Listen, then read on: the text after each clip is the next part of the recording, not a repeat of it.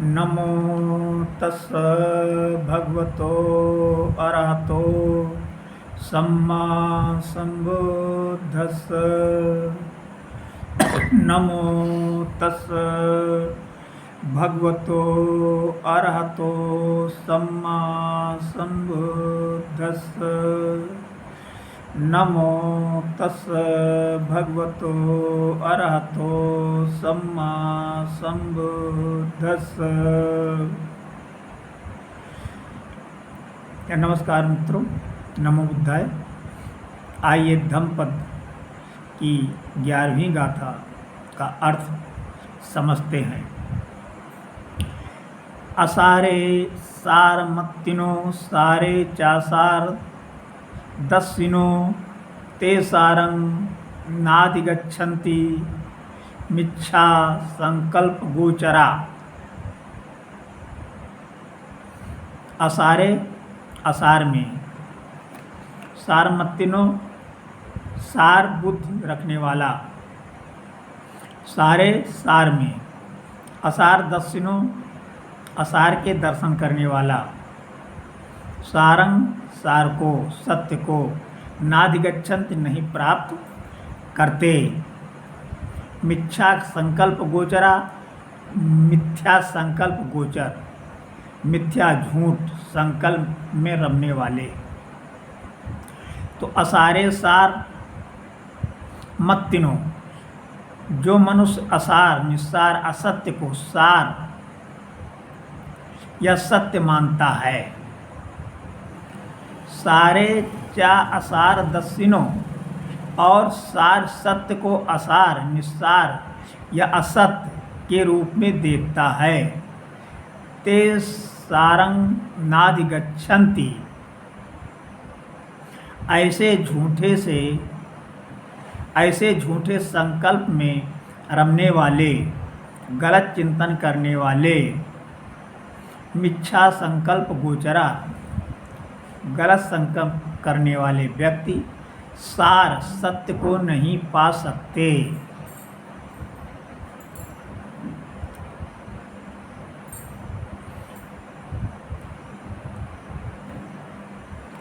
आइए अब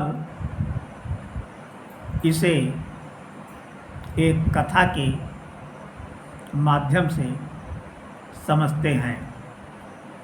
कथा 2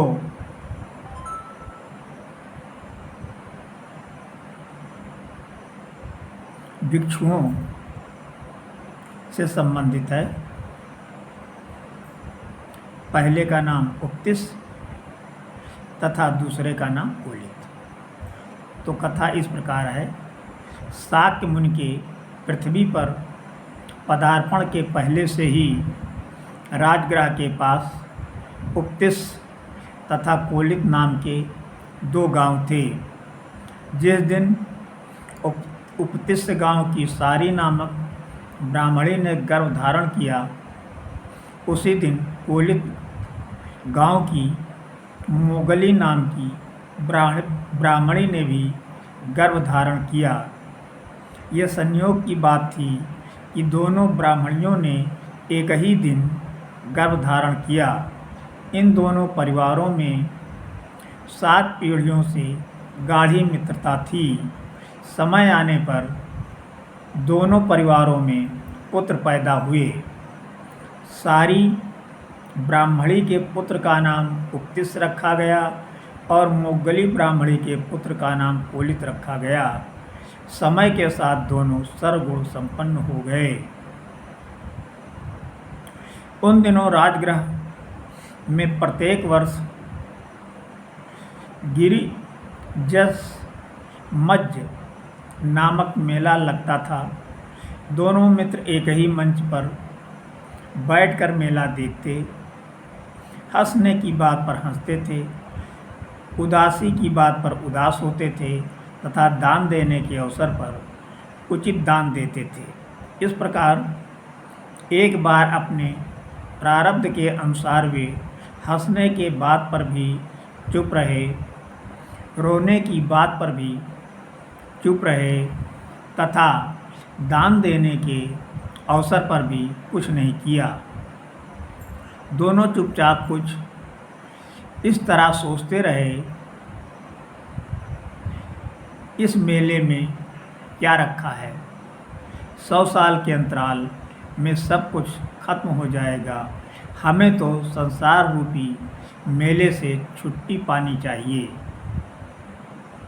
इस प्रकार जब दोनों शांत बैठे थे, तब कोलित ने उक्तिस से पूछा, बंधु उक्तिस, आज तुम प्रतिदिन की तरह प्रसन्नचित्त न दिखकर चिंतित दिख रहे हो, क्या बात है?